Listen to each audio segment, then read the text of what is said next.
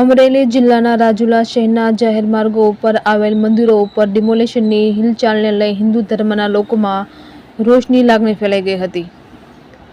વિશ્વ હિન્દુ પરિષદ સહિત વિવિધ હિન્દુ સંગઠનોના કાર્યકરો, આગેવાનો, હિન્દુ વેપારીઓ મોટી સંખ્યામાં એકત્રિત થયા હતા અને રેલી સ્વરૂપે પ્રાંત કચેરી ખાતે જઈ આવેદનપત્ર આપવામાં આવ્યું હતું।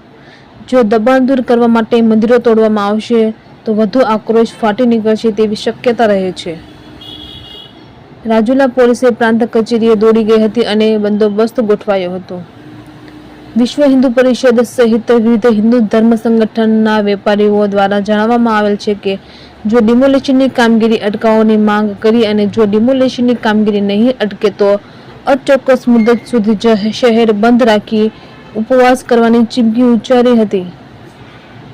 રિપોર્ટર મનીષ મહેતા, રાજુલા।